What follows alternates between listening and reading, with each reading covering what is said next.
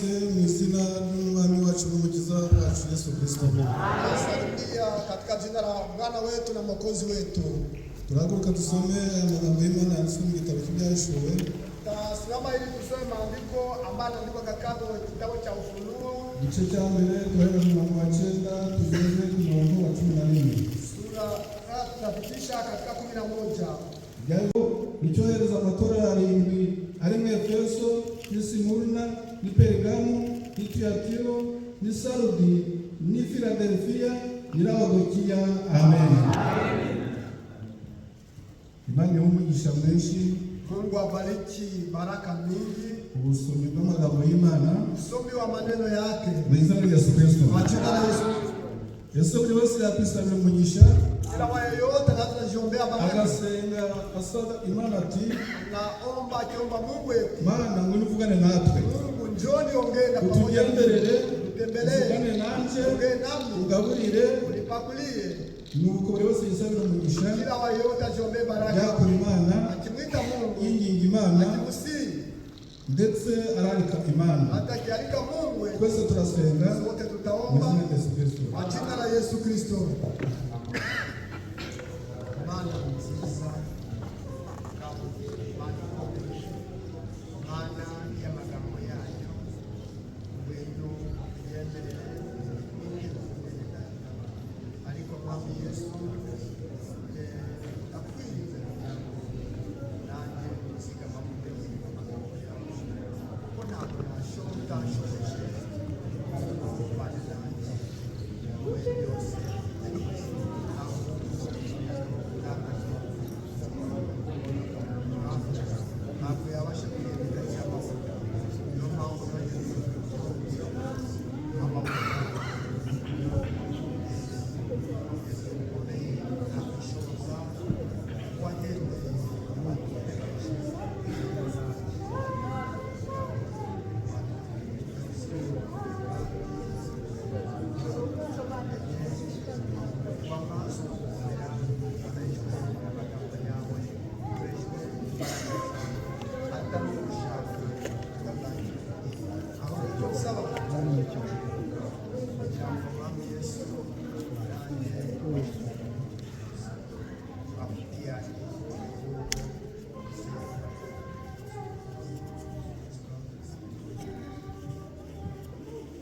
Turagushimiye Uwiteka Mana ushobora byose, ubwo mwanya tugezemo wo kumva amagambo yawe, tugusabye kuza ukabana natwe. Uhagarikire muri byose, utuyobore muri byose, utugaburire amagambo yawe. Turakuraritse, turaguhamagaye kugira ngo uze wegere buri wese, uzusure kandi ugenderere buri wese. Tugusabye umugisha w'uyu munsi, tubigusabye mu izina rya Yesu Kristo. Amen. Mtaketi. Yegera mwene data Didasi. Jina ndugu Didasi. Turasuhuje mwese. Tunawasalimu nyote. Mu izina ry'Umwami Yesu Kristo. Kwa jina la Yesu Kristo. Dushimiye Imana yongeye kutubonanisha. Tukimshukuru Mungu ameacha tunaonana. Tubonanira mu magambo yayo. Tunaonana katika maneno yake. Imana yahabwe icyubahiro. Mungu apewe sifa. Mu izina rya Yesu Kristo. Kwa jina la Yesu Kristo. Twari tumaze iminsi twumva amagambo y'Imana. Tulikuwa tumemaliza siku mingi tukisikia maneno ya Mungu. Nangwa si twari tumaze iminsi twumva wala tukimaliza siku mingi duteranya kukusanyika kumva ijambo ry'Imana. Kusikia neno la Mungu. Aho twumvisha amagambo y'Imana, mahali tuliweza kusikia maneno ya Mungu atubwira ngo, akituambia eti, atubwira kuri Yakobo, akituambia kuhusu Yakobo, atubwira kuri Abrahamu, akituambia Ibrahimu. Mbere yitwaga Abrahamu, mbele alikuwa anaitwa Abrahamu. Amagambo y'Imana, maneno ya Mungu atubwira ku mwami Yesu, akituambia kwa mfalme wa Yesu. Hanyuma rero baadaye dufite icyo twakuyemo, kuna kitu ambacho twabwiye Uwiteka Imana. Bwana Mungu, kuko nyuma yo kumva ijambo ry'Imana, baadaye kusikia neno la Mungu, byari bikwiriye ko nawe ubwira Imana uti, ilikubidi ili uambie Mungu ushimire kuvuganye nanjye. Asante sababu umeongea pamoja na ndagusabye, nami nakuomba ijambo ryawe, kwa neno lako unshoboze uniwezeshe kurituramo, kuishi ijambo ryawe mbwiye, neno lako ambalo umenambia unshoboze gusa naryo, uniwezeshe kufanana nayo, unshoboze kugenda naryo, uniwezeshe kutembea pamoja nayo. Wakumva ijambo ry'Imana, neno la Mungu, wakumva rimwe, wasikia moja, ukumva gatatu, nasikia mara tatu. wakumva rimwe sikia mara moja, ntibice mu gutwi, isipite katika lisikio, bice mu kundi, ipitie katika lisikio lingine, ahubwo bikajya mu mutima. baada ya kwenye moyo. Amagambo y'Imana Maneno ya Mungu ngo tuyarira he? tunakulia wapi? Amagambo y'Imana Maneno ya Mungu tuyarira mu kanwa, tunakulia katika kinywa, ntabwo ari mu mutwe. sio kichwa. Amagambo y'Imana Maneno ya ni Mungu mu kanwa, ndani ya kinywa, nk'abana b'ibizu, kama wana watari, kuko nyine bagaborera mu kanwa, maana mamaye anapakulia kwenye ntakanwa ku kandi. kinywa kwa ingine, Niko ikizu kigaburira ibyana vile byacu, vile tai inapakulia ntakanwa ku kandi. kinywa kwa kinywa ingine. Imana yacu nayo Mungu wetu naye ikizu kinini kama tai kubwa, nacyo kitugaburira naye inatupakulia akanwa ku kandi. kwa kinywa kama ingine. Kitugaburira ibihe Inatupakulia gani? bya bindi bishaje Ile ambayo inazeeka basi, nangwa se ibibozo, wala viliyooza. itugaburira Inatupakulia ibishushe yenye kuwa moto, bifite ubuzima, yenye kuchemuka, bya bindi bifite ubuzima. vile vinakuwa na uhai. Hanyuma nawe Baadaye na ukabwira wewe Imana uti naambia Mungu wetu ushoboza gusoma ijambo ryawe, uwezeshe kuishi neno lako. ntusenge ariko umaze kumva ijambo ry'Imana gusa. Usiombe Mungu kwamba umekwisha kulisikia tu. Umaze kumva ijambo ry'Imana ni byiza, Ukiomba ukisikia neno la Mungu ariko Imana uzakavuga lakini nabii yeye si byiza si vizuri ko wagira akamenyero kwa mazoezi ko kujya usenga ya gusa kunaomba ariko umaze kumva ijambo kama ry'Imana, vile umekwisha kusikia neno la Mungu. ahubwo Baadaye buri saha kila saa y'ubuzima ya bwawe uhai wako wari ukwiriye gufata umwanya inabidi unashika muda ukavugana n'umwami wa wawe. kuongea na mfalme wako. Niko umuhanuzi avuga, Vile nabii anasema si ngombwa, si lazima, si byiza, vizuri, nubwo ari byiza japokuwa ni ujye vizuri usenga wewe unaomba ariko uri mu materaniro, kama vile unakuwa ndani ya ariko umaze kumva kusanyiko, ijambo ry'Imana, ukisikia neno la Mungu ahubwo ngo buri saha kila saa y'ubuzima bwawe ya bwa uhai buri munsi wako wa kila wakati wari ukwiriye kujya ungelikubidi uvugana n'umwami wewe wawe, unaongea na mfalme wako. wakwatura, Kama unaweza kuchini wavugira mu mutima, unaweza ndani ya moyo, waba uri muri kampani, wao unajua kazi ya waba uri kampani, mu modoka, kazi ya gari, ntusenge usiombe ariko uhuye n'ibibazo, kama vile unakutana shida, ntusenge ariko uhuye usiombe vile n'impanuka, unakuwa na ajali, ntusenge ariko uhuye usiombe na traffic, unakuwa na traffic. ahubwo Bali waba wakati utwara imodoka unapoongoza gari tumwami rero unasema ujya mfalme, wari uzi ko unajua kwamba ari wowe shoferi w'ukuri, wewe driver mkubwa, kandi ko ari wowe kama ni ufite umwuka muzima. anayekwenda Abo mu modoka yanjye rero gari yangu yishyiremo umwuka niweke ndani pumzi maze igende, ipate kutembea, Imana ihabwe icyubahiro. ukapewe sifa. Hanyuma rero Baadaye wari ukwiriye kugira akamenyero ingelibidi kuwa na mazoezi kwimenyereza ya kujizoeza kuvugana kuongea n'Imana pamoja na buri Mungu, saha. na inabadilisha Amazina. majina. Aburahamu Imana yamwishe Semshago Semshago. Semshago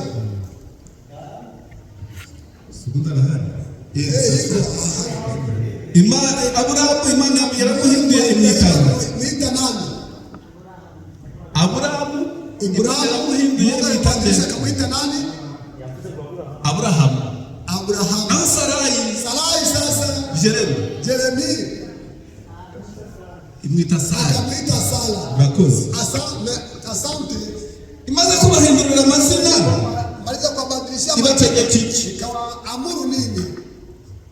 Imana yakuye Aburahamu Mungu alimwita Abrahamu imuhindurira amazina akamwadilishia n'umugore, na mkewe. hanyuma Baadaye hari icyo kuna children watendea yabahaye isezerano, bahadi ibaha isezerano ry'umwana w'umuhungu mtoto no chichana kubahindura amazina, akabadilisha majina. none kandi yarababwiye ngo bakore iki? Akamwambia afanye nini? Uwiteka yabwiye Aburahamu Akamwambia Ibrahimu akora iki? afanye nini? Yamutegetse iki? Mamuru nini? Yego Gerard.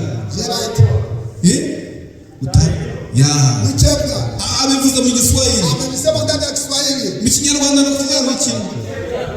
Mfite Imana yategetse Aburahamu agakora iki? Ibrahimu afanye nini? Gukebwa. Kutahiriwa. Gukebwa bisobanura iki? Kutahiriwa tafsiri nini? Gukizwa. Kuokolewa. Ni cyo kimenyetso Gani harama kigaragaza iki? inamaanisha nini? Gukebwa bigaragaza iki? Inamaanisha nini?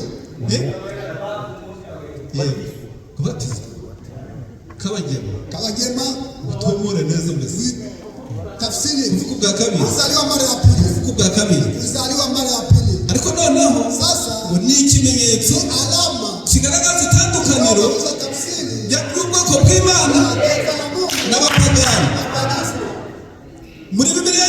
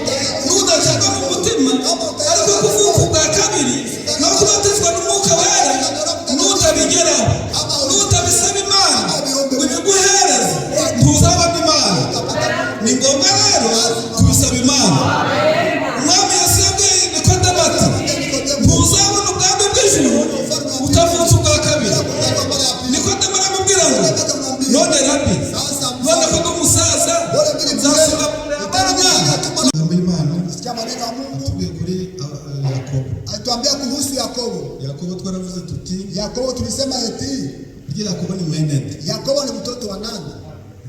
Tuvuga twengine Tutakuwa tunasema watu wa kinyamaza. hari umuntu wajya kutubwira Kuna mtu alikuwa anatuambia eti mvugana namwe mucece. ya nani mnanyamaza? Niba muba muri kungaye. Kama mlikuwa mnanigaia. Niba muba muri kubyumva. Mnabisikia. Ntabwo mbizi. Sijui. Kugira ngo Usuri. umuntu amenye ko muri kubyumva. Mnabisikia. Ko byemeye. Kama mnakubali. Muvuga ko amen. Sasa mtasema amina. Yaba ari amagambo yanje. Kama ni maneno ya Nashaka mukaya kandi. Kwenda mnakanyanga. Ariko niba ari amagambo y'Imana ugashyiraho amen. Weka amina. Naho niba ari bya Ejeni. Kama ni Ejeni. Y'umusaza. Ya mzee. Washaka wabikandagira. Kanyanga. Kandagira ndiri. Unabikanyanga. Nta mategeko abihana. Hakuna sheria ya kulianza. Ariko ijambo ry'Imana Neno la Mungu. ni ugushyiraho Weka amina. Mana haba icyubahiro. Mungu apewe sifa. Hirya Yakobo ni mwene nde? Yakobo ni mtoto wa nani? Mwene Isaka. Mtoto wa Isaka. Nuko muvugiye rimwe. Ni sababu Yo mmesikia mbaza mmoja. kubiyobera. Kama ningeliuliza fulani angalishwa. Fulani. Dusa ntabwo bari kubiyobera. Fulani sahau singesahau kweli. None Isaka ni mwene nde? Isaka ni mtoto wa nani? Mwene nde? Mtoto wa nani? Mwene Aburahamu. Mtoto wa Ibrahimu. Mbese ibyo tuvuze Vile tunaelewa namwe bisema. biza birinjiza mu matwi. Nani kwa unaingia ndani ya masikio? Ugiye kutugira nk'abana ba Sunday school. Wewe mzee unataka kutufanya sawa watoto wa shule ya Ni Jumapili. byiza. Vizuri. Ni byiza kuvugana. Vizuri kuongea. Kumenya ko muri kubyumva mbese. Unajua kwamba ni mnasikia. Mbese muri Sunday school wacu mu Ndani ya shule ya Jumapili wasangaga yajemo n'abakuru baje gutera. watoto wakubwa, watu wakubwa wakifunga Twasanga kusanyika. ngo tugiye kuvumba Tunaenda kulumba iby'abana. ya watoto. Twagerayo. Tukifika huko Kumva bari kubigisha wanawafundisha ibintu byiza. maneno mazuri Bikadufasha. na kusaidia. Mana hamwe icyubahiro. Mungu apewe sifa. Twasangaga ngo hari iby'abana n'iby'abakuru. Watoto na wakubwa basi. Mana hamwe icyubahiro. Mungu apewe sifa. Isaka rero Yakobo twaravuze tuti. Yakobo tulisema eti Yakobo Imana Mungu umubyeyi we mzazi wake amuhesheje umugisha. alimpesha baraka. Amaze kumuhesha umugisha Alimpesha baraka. Yakobo aragenda Yakobo akaenda mu nama ndani ya mategeko ndani ya no sheria mu mabwiriza yose aragenda baba yake akaenda. iyo ageze Mahali alifika Imana iramubonekera. Mungu akajifunua Imana kwake. imamubonekeye Alipojifunua kwake hanyuma baadaye imuha isezerano akampa ahadi ry'igihugu ya nchi rya gakondo. ya urithi. Ijuru rirakinguka Mbingu ikafunuliwa. abamarayika baramusura. Malaika akamtembelea. Imana iramubwira iti Mungu akamwambia icyo gihugu uryamyemo tunalala ndani. nzakiguha wowe Wewe nitakupa n'urubyaro rwawe uzao wako uzakurikira. ambaye itafuata. Nicyo gihugu uyu munsi Tunaishi leo. Abisirayeli batuyemo. Wana Israeli wanakaa. Nicyo bari kurwana Wanapigania. isasu ku rindi Risasi kama ukuntu hivi. umuriro uri kwaka Moto na waka. aricyo gihugu Ndio nchi. Imana yakiriye abahaye Mungu alikoya wake. bivuze n'imbibi zacu Sema na nizo ntambara barimo vita wa Mungu. kugira ngo hatazagira Wewe Mungu ngo n'agataka na gake hata udongo kidogo. agataka. Udongo. Mu Buganda bajya bavuga ngo Uganda wanasema tugiye hivi. kugura umurima Twenda twenda iwacu. kuuza shamba kwetu. Turavuga ngo ni ukugura umurima Kuuza shamba. ntabwo ari isambu. Wala shamba. Naho mu Buganda baravuga ngo ngiye kugura itaka. Enda kuuza Baza udongo. babivuga ngaseka Wanasema ko nacheka. nabayibunagana neza. Wewe unagana. Ngiye kugura itaka. Enda kuuza udongo. Ntusigiye kugura itaka itaka Udongo. warangiye. Unaweza kuuza weka hivi. Mu Kinyarwanda cyo Ndani kubishaka ya Kinyarwanda alishusha kwetu. itaka ni nk'iryo Udongo ni wayorakiye. kama inaweza kuzola. Nibyo taka. Ndio udongo. Naho mu Buganda Ndani ya Uganda. umurima shamba ni itaka. Udongo. Imana rero Mungu sasa Yakobo Yakobo yamuhaye itaka. alimpa udongo. Iryo taka Ile udongo icyo gihugu ile nchi cy'Isirayeli ya nicyo Israeli bari kurwanirira. yanapigania. Biblia iri kutubwira Kaheti nuko Yakobo ya hapo Yakobo igihe kiragera wakati kawasili, Imana Mungu imukorera iki? ikamfanyia nini? Yagendanye umugisha. Alienda pamoja na Imana imuha isezerano. Mungu akampa ahadi. Ikindi gihe kigeze Wakati ingine wasili, Imana Mungu iramugenderera ikamtembelea. imukorera iki kandi? Mfanyia nini? Aho turebe Acha tuone sasa. ikindi yamukoreye Mungu alimtendea nini? ni amasezerano. Ya ahadi. Ikindi yamukoreye Alimtendea nyuma y'isezerano nyuma ya ahadi ni iki? kitu gani? Yego Kabagema Kabagema alifanya nini?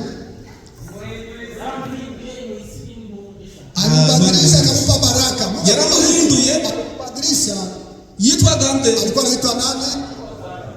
Alikuwa anaitwa Yakobo.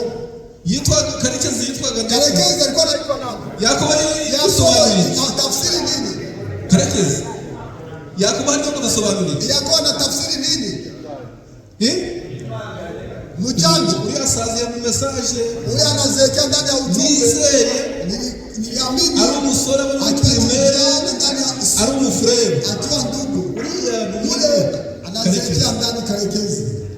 Mu by'umwuka ni grafre ndani ya kiroho ni mkubwa yangu, ariko mu mubiri mu rushani ndani ya kimwili na mtumisha miaka 2, ariko ni grafre mu mwuka, lakini ni mkubwa yangu ndani ya kiroho. Mana yabicyubahiro Yakobo ni ndimanganya. Yakobo ni mjanja, muno mubandi ni bandi.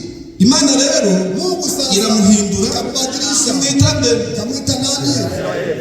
imwita Israheli. Kamwita Israeli. Bisobanura ngo iki? Tafsiri gani? Bisobanura ngo iki? Na tafsiri nini? Olive ina tafsiri nini?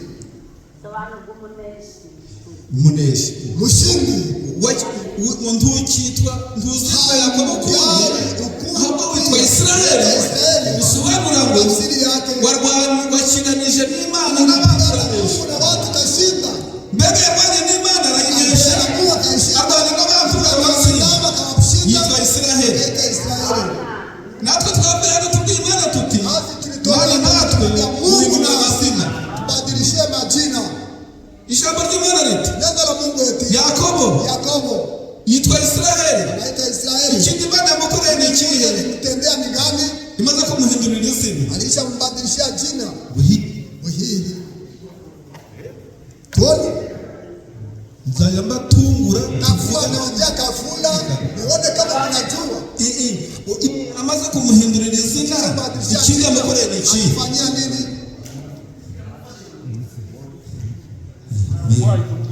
Yego ngo yamufashe inyonga yitako mushipa ya umutsi arawuca, mushipa kaikata panya ikadegea basi abaye kajorite kwa kugenda uko ashaka ntabyo, vile anapenda no kugenda uko ashaka birarangiye. vile mapenzi yake Ahubwo ikigezweho ni ikihe? nachofikiwa Ni ukugenda kuko Imana ishaka, mapenzi ya Mungu, kugenda nk'uko ashaka no kuyobora no kuba ikigenge birarangiye. Ahubwo Imana imuhinduriye izina, kandi inamuhinduye n'ingendo, imuhinduye izina, imuhinduye ingendo n'imico byose n'imivugire. Yakobo yagiye gutunguka kuri Esawu, yahindutse. Esawu wari ufite umugambi wo kumwica, uriya ngiye kuva ku mugozi. Tangaza kumwe ukaribandi kwabaye ikijunji, yabaye kajoriti. Gusa ndamwica sindiwampe mu kibuza. Yakobo wari nk'imanganya, none abaye nk'injunji, abaye nk'ikimara. Iwacu twakiriye mesaje, bene wacu bakaza batubwira ngo shaka muri ibigori muri imara muri ibigori aho tugeze bari kunywa inzoga, nta umutobe wa madumu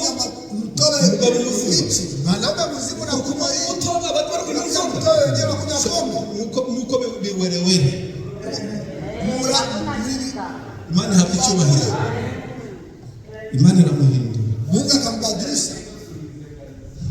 Mana rero nahawe Sasa ni kwako Baba, urubu ndwanirire tupiganie bwaba ubuwayi n'imbaraga n'uburimanganye byarangiye. Aho ukihanze amaso ni Imana kugira ngo abarinde urwaje cyangwa itorero bigasaba izo mbaraga, maze ikaduhindura amazina kandi ikaduhindura n'ingendo. Bivuze ngo ikaduhindura no mu mutima. Aburahamu nawe rero Imana iramwaka, imaze kumwaka imuha isezerano, imaze kumuha isezerano ikora iki? Aburahamu na Sarayi